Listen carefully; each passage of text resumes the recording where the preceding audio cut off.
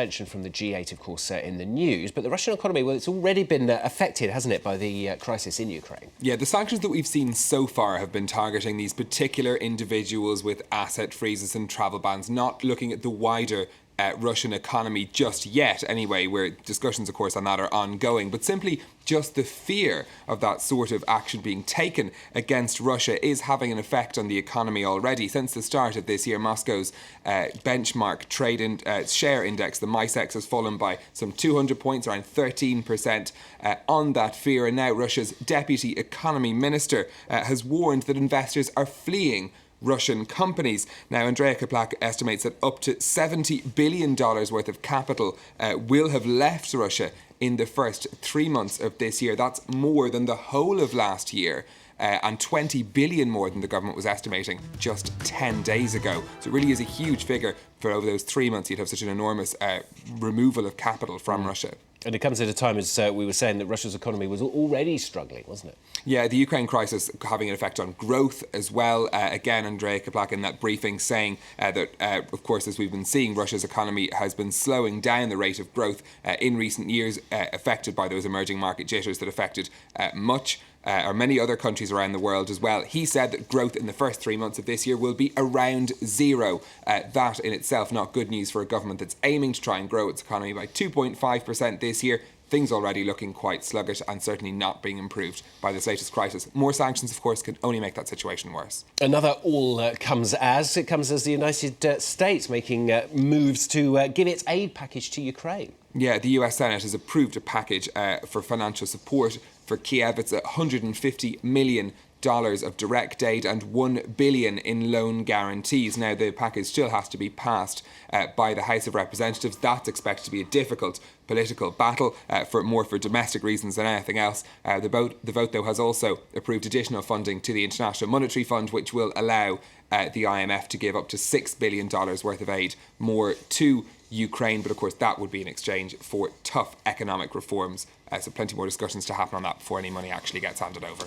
Something totally different. Brazil we're going to next. The economy there has fallen foul of ratings agencies. Yeah, Standard & Poor's has taken the knife to Brazil's credit rating. It's reduced their rating to BBB-, which is the last grade at which Standard & Poor's would recommend investing in Brazilian debt. The agency says that's because of weaker economic growth and a widening budget deficit in Brazil. Of course, bad news for President Dilma Rousseff ahead of the presidential elections in Brazil expected for this October. Now, plenty of news as well for the markets to digest. Yeah, start with we'll look at how things finished up on Wall Street. Not a great day for the American markets for a whole range of reasons. Shares falling on Monday as investors took profits out after recent gains in the markets. The Nasdaq, the furthest falling there, down almost 1.2%. That lead didn't help things in trading in Asia today. It's fairly flat across most of the Asian markets. The Nikkei was a negative territory, just slightly bounced back, and we're seeing fairly flat figures across the rest of the Asian markets. Crisis in Ukraine really still playing on investors' minds. There are a whole range of people who make their living out of advising people on how to invest. One classic quote I've seen this morning is, "There's just nowhere good to put your money at the moment."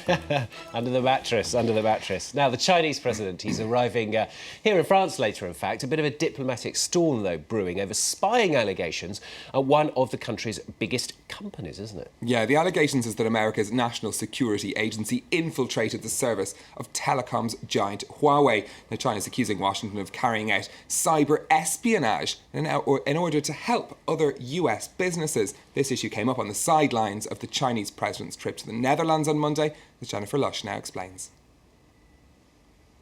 Demanding answers. On the sidelines of a security summit in The Hague, Chinese President Xi Jinping was eager to press his US counterpart over allegations Washington had hacked telecoms giant Huawei in order to steal trade secrets.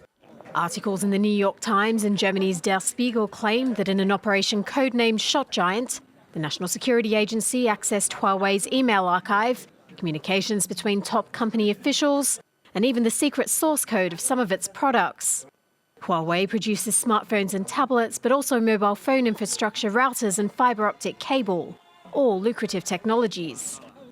With 150,000 employees and some 28 billion euros in annual revenue, it's the world's second largest network equipment supplier and considered a major competitor to the US-based Cisco. China is a victim of cyber attack. We believe internet communication technologies should be used to develop a country's economy in a legitimate way and not be used to steal secret information, conduct phone taps and monitor. The NSA says it only focuses on what it calls valid foreign intelligence targets. Washington has long seen Huawei as a potential security threat and has blocked some of its business deals in the US for fear that it would open the door to Chinese military hackers. Meanwhile, Beijing itself has repeatedly been accused of large-scale cyber espionage, accusations it vehemently denies. Stephen, thank you very much. That's Stephen Carroll with Business. Of course, he's back in about an hour's time here on Force Fan Can. Now, coming up, what would your